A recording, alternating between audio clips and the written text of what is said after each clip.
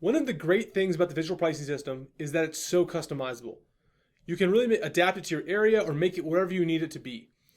That being said, there's a lot of different settings that you probably won't use all that often, but this video is going to show you where to find them and how to use them to make it your own.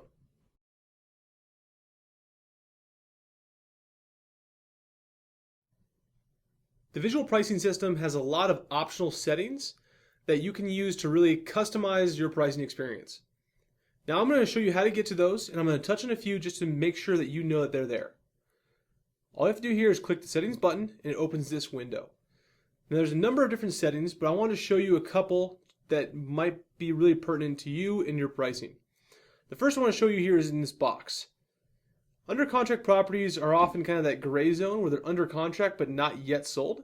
So different agents like to treat them different ways. So this allows you to treat them as either for sale, sold, or completely ignored when you're calculating the odds of selling. Also in the odds of selling, a lot of agents like to show the 3 months odds of selling, the 6 months odds of selling, and the last 12 months odds of selling versus the 12 months and then last year's and the year prior. In the options tab here, you'll find that price per square foot calculations are standard showing total square feet for price per square foot, but you can change that to finished square feet or above ground square feet based on your area. There's also an option here to change different color themes if you want to go back to standard visual pricing level 1. Nose are just so bad. Okay. You'll also find there's a box here that can change color themes. And this allows you to change from our current color theme back to our original color theme, or even a brighter one if you want some bright colors in your graphs.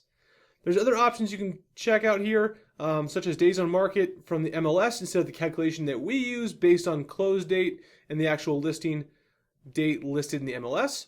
And then also you can change some of the periods for the pawns or for the value positioning checklist.